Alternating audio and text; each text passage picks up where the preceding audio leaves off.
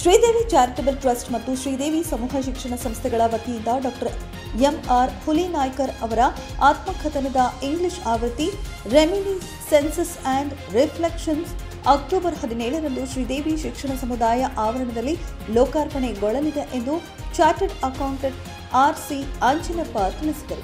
Reflections ಅನ್ನೋ ಒಂದು ಗ್ರಂಥನ English ಆವೃತ್ತಿಗೆ ತರ್ತಾ ಇರೋದು ತುಂಬಾ ಖುಷಿಯಾದಂತ ಒಂದು ಸಂಗತಿ.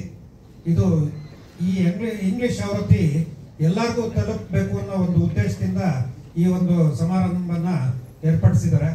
ಈ ಸಮಾರಂಭಕ್ಕೆ ಶುಭ ಕೋರ್ತಾ ಡಾಕ್ಟರ್ ಹುಲಿನಾಯಕ್ ಅವರು ಎಲ್ಲರೂ ಹೇಳ್ದಂಗೆ ತುಂಬಾ ಡೌನ್ ಟು ಅರ್ತ್ ನಮ್ಮ ಕಸಿನ್. ಇದೊಂದು ನೆನೆಸ್ಕೋಬೇಕಾಗುತ್ತೆ ಅವ್ರನ್ನ, ನಮ್ಮ ಕಸಿನ್. ಪತ್ರಿಕಾಗೋಷ್ಠಿಯಲ್ಲಿ ಮಾತನಾಡಿದ ಅವರು 2023ರಲ್ಲಿ ಕನ್ನಡದಲ್ಲಿ ಡಾಕ್ಟರ್ ಎಂಆರ್ ಹುಲಿನಾಯ್ಕರ್ ಅವರು ಆತ್ಮಕಥನ ಕನ್ನಡದಲ್ಲಿ ಲೋಕಾರ್ಪಣೆಗೊಂಡಿತ್ತು. ಕನ್ನಡದಲ್ಲಿ ಕಮಲೇಶ್ ಅವರು ಬರೆದಿದ್ದು ಅದನ್ನು ಸ್ಥಳೀಯರು ಮಾತ್ರ ಓದುತ್ತಾರೆ.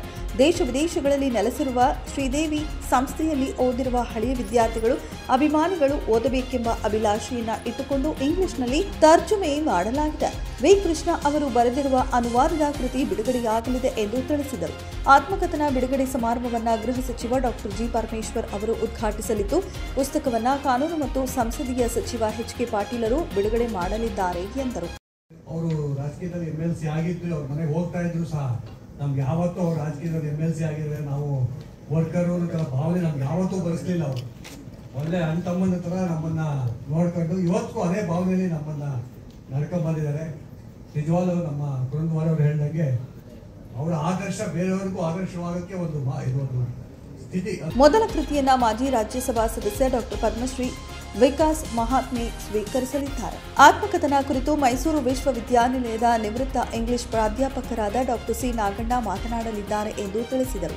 ಮಾಜಿ ಸಂಸದ ಜಿಎಸ್ ಬಸವರಾಜು ಅವರು ಶುಭ ನುಡಿಗಳನ್ನಾಡಿದ್ದು, ವಿಧಾನ ಪರಿಷತ್ ಸದಸ್ಯರಾದ ಎಚ್.ಎಫ್. ಜಕ್ಕಪ್ಪನವರು, ಪುಸ್ತಕ ಅನುವಾದಕರಾದ ವಿ. ಕೃಷ್ಣ ಅವರನ್ನು ಸನ್ಮಾನಿಸಲಿದ್ದಾರೆ.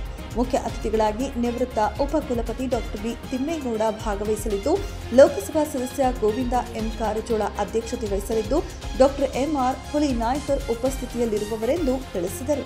ಈ ಸಂದರ್ಭದಲ್ಲಿ ಪತ್ರಕರ್ತ doctor S. Naganna, Madhukar, Satish, TJ Girish, Suresh, CN Ramesh, Dhaniya Kumar, Manjesh, R. Kurundwad, Mallikarjun, Madivala ಸಂಘದ ಶಾಂತಕುಮಾರ್, ಲಕ್ಷ್ಮೀ ನರಸಿಂಹರಾಜು, ಲಕ್ಷ್ಮಣದಾಸ್, ಗೋವಿಂದರಾಜು, ಮಾಜಿ ಮೇಯರ್ ಕೃಷ್ಣಪ್ಪ, ರಮಣ್ ಹುಲಿನಾಯ್ಕರ್, ಲಾವಣ್ಯ, ಎಂಎಸ್ ಪಾಟೀಲ್ ಮುಂತಾದವರು ಉಪಸ್ಥಿತರಿದ್ದರು.